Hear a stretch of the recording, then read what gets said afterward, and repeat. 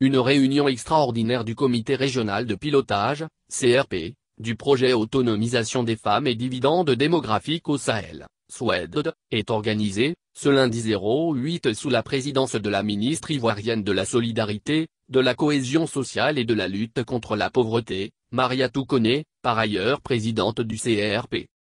Au cours de cette réunion virtuelle, les ministres des pays membres du projet SWEDD, les représentants de la Banque mondiale, de Fonds des Nations Unies pour la population, UNFPA, l'Organisation ouest-africaine de la santé, OOA, moins la branche santé de la Communauté économique des États de l'Afrique de l'Ouest, CEDEAO, de la société civile et du secteur privé tel que McKinsey, Population Council, Promondo se discuteront autour du thème « Autonomisation des femmes comme stratégie intégrée des plans de riposte contre la Covid-19, perspective pour le programme SWEDD ».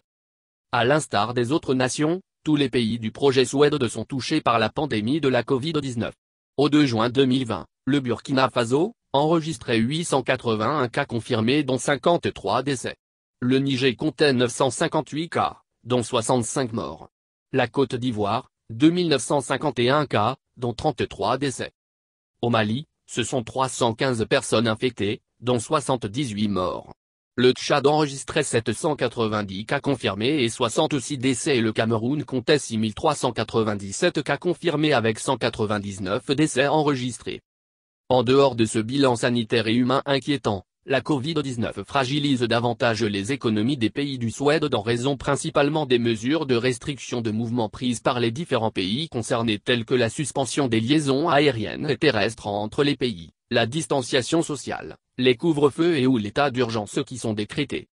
Les femmes sont particulièrement touchées par les retombées néfastes de la crise car la majorité d'entre elles travaillent dans des secteurs sévèrement affectés comme l'économie informelle. La fermeture des écoles emporte également des conséquences sur l'organisation des femmes devant s'occuper des enfants à la maison en même temps qu'elles se battent pour subvenir aux besoins de leur famille. Outre la fragilité culturelle des voies de recours en cas de violence domestique eu égard aux conséquences psychologiques de la crise sur les familles dans les pays les plus affectés, la crise due à la Covid-19 réduit l'accès des femmes aux services de santé sexuelle, reproductive et maternelle étant donné que tous les services sont concentrés vers les besoins médicaux essentiels liés à la pandémie. Eu égard aux contraintes imposées par la situation persistante de la Covid-19, la conférence virtuelle du Comité régional de pilotage, CRP, offre une plateforme d'échange entre les pays et leurs partenaires. Ce cadre d'échange va permettre d'évaluer les efforts à réaliser pour accompagner la reprise des cours, l'activité économique dans les communautés démunies, où la prévalence des mariages d'enfants et autres violences sexistes, et des grossesses chez les adolescentes est la plus élevée. Il favorisera également le partage de bonnes pratiques et les partenariats stratégiques avec les organisations de la société civile et le secteur privé afin d'amplifier, intensifier et reproduire les expériences réussies dans la lutte contre la pandémie, la prise en charge de la vulnérabilité des filles et des jeunes femmes, la reconstruction économique et l'autonomisation des femmes. Enfin, cette rencontre va servir de cadre pour le lancement de la campagne Dièse Strongertojeté, Mon autonomisation, mon avenir. Même en temps de crise. Cette campagne a pour objectif de sensibiliser les communautés, les parents, les enseignants et toutes les parties prenantes de la prise en compte de la situation particulière des adolescentes, de l'urgence de continuité des services d'éducation, de la mise en place des espaces sûrs pour les jeunes filles et pour la prévention et prise en charge des cas de violence basés sur le genre.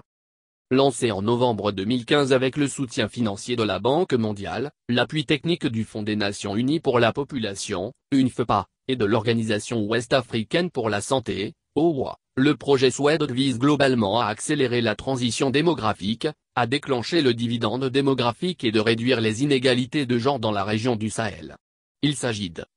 créer une demande pour les produits et services de santé reproductive, maternelle, néonatale, infantile et nutritionnelle, SURNA, en favorisant le changement social et de comportement y compris pour l'abandon des pratiques socio-culturelles nocives à l'expression du potentiel des adolescentes, et l'autonomisation des femmes et filles,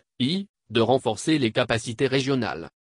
Cet objectif vise à améliorer l'offre en produits de santé reproductive, maternelle, néonatale, infantile et nutritionnelle et en personnel qualifié et à renforcer le plaidoyer et la concertation de haut niveau menée dans le cadre du projet et les capacités pour l'élaboration des politiques et la mise en œuvre du projet. Le 28 juin 2020, le Conseil des administrateurs de la Banque mondiale a octroyé un financement additionnel de 376 millions de dollars pour soutenir l'exécution de la phase 2 du projet SWED. Ce financement porte l'appui global de la Banque mondiale à 680 millions de dollars pour renforcer le capital humain et impulser le développement des pays africains grâce à l'autonomisation des femmes.